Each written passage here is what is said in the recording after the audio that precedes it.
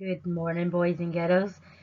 I am going to do your prior knowledge on your butterfly line book. Now, please excuse my voice, I've got a wee bit of a cough, so my voice sounds a bit funny. Okay, so as you know, with our prior knowledge, that means we are going to make predictions about what we think the book might be about. Okay, so I'll go through our learning intention and our success criteria, and then I'll go over some of the predictions I might have about the book. And what's going to happen is once I've talked about the predictions, you're going to pause the video and write down your own predictions. And then after that, I will read you the first chapter and I'll leave you a little task to do, which is going to be a bit of metalinguistics, so finding the meaning of tricky words that are inside the book. Okay? So our learning intention today is to make predictions about a book. Okay? Success criteria, we know we get the learning intention if we can make a prediction by using evidence from a book. And I can make links to other books by the author, and I can make links to the animal on the book. Okay, so we're going to have a wee look at some predictions. So when we start our predictions, we start with I predict that the book might be about. Now let's look at the front cover. I predict the book might be about a butterfly lion. Butterfly lion, sorry, because that is the title of the book. Because so that would be, if I just get my pointer up, because of the cover and the title, because there's a picture of a lion. Okay. So I'm also going to read you just now the blurb. Bertie rescues an orphaned white lion cub from the African veld. They are inseparable until Bertie is sent to boarding school far away in England and the lion is sold to a circus.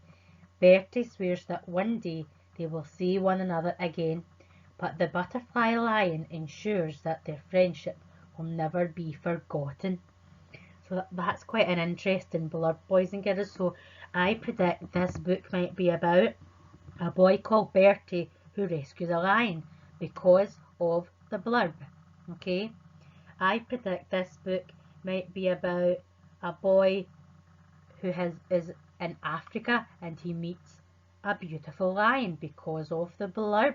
Okay, there's just a couple that you could do, boys and girls. Okay, and it's a lion cub because of the picture. Okay, that's a lion cub. You could think of other predictions that you might be able to make. If we're linking it to the author, Michael Morpurgo is the author. Look, we know Michael Morpurgo writes lots of books about different animals and people meeting animals and getting to know other animals. So I have also written, I predict the book will be about an animal and person getting to know each other, because Michael Morpurgo writes books with both animals and people together, just like when we read The Little Manfred. Okay, so it had a book that had Manfred the dog and he had a family. Alright, so you could think about books like this, and also you could predict that the book will be set in Africa because of the blurb, but also we know that lions live in Africa, and that links in really well, boys and girls, with our topic as well. Okay, so what I'm going to do next is I'm going to read chapter 1. Actually, I'll show you on the next slide, boys and girls.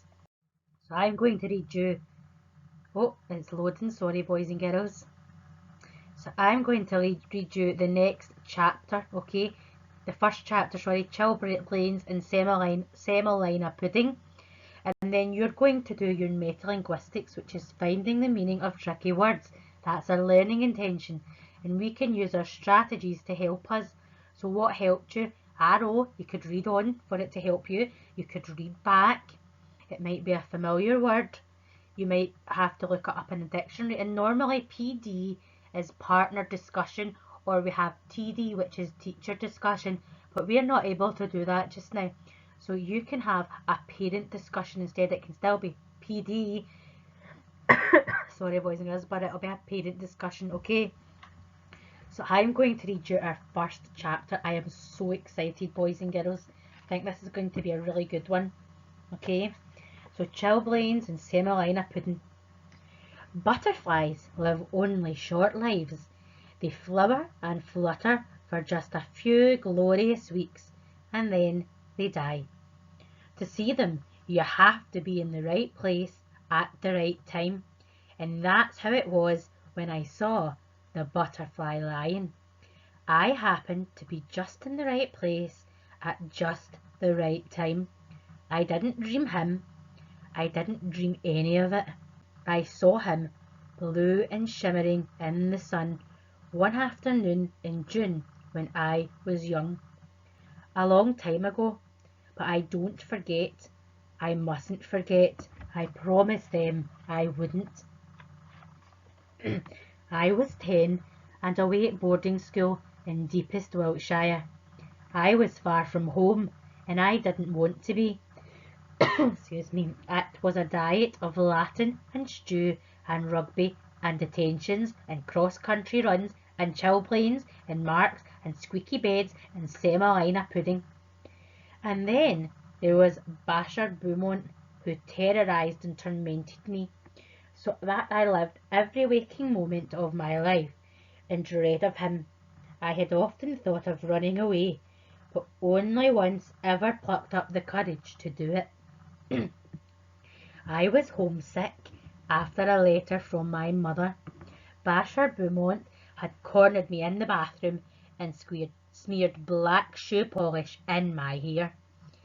I had done badly in a spelling test, and Mr. Carter had stood me in the corner with a book on my head all through the lesson, his favourite torture.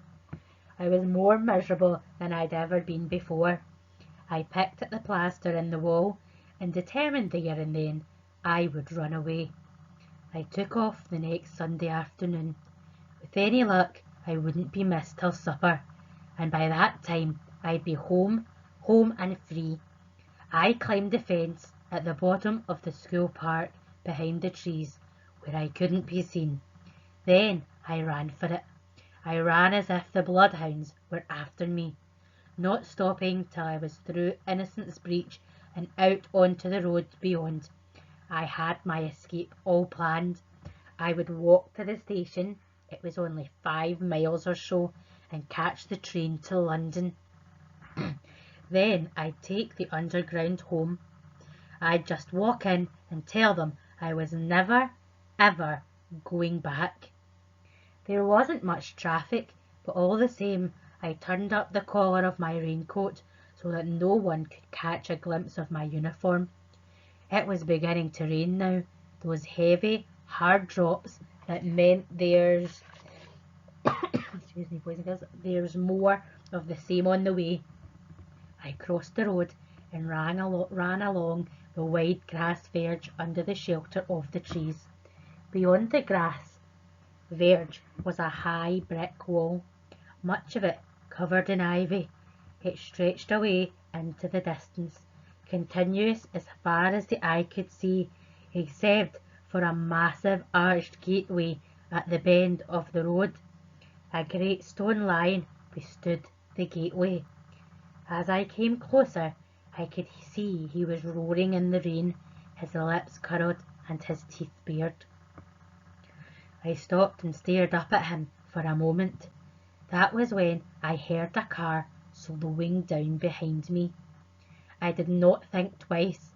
I had pushed open the iron gate, darted through, and flattened myself behind the stone pillar.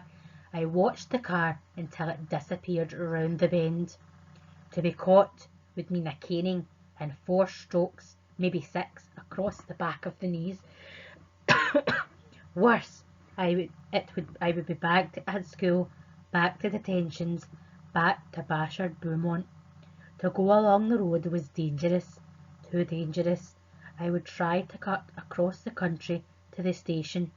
It would be longer that way, but far safer. So boys and girls, I've read our first chapter. I would like you now, once the video's finished, is to try and find the meaning of these tricky words. So your words are glorious, shimmering, diet, detentions, terrorised, smeared and bared. I want you to give that a try, okay? And tomorrow for your reading, what you'll be doing is you will get some comprehension questions, and you can read back that chapter. Actually, you have to read the chapter to someone at home, okay? So that'll be really good and really exciting. But boys and girls, post your video, not your video, Miss Taylor. Post your answers for your predictions and for your metalinguistics. You can put them onto a picture, or you could type it up on Word and put that into your folder, your work folder, alright? But well done, boys and girls, on your work so far, and I can't wait to see what your predictions are going to be. Okay, have a great day, Primary 4.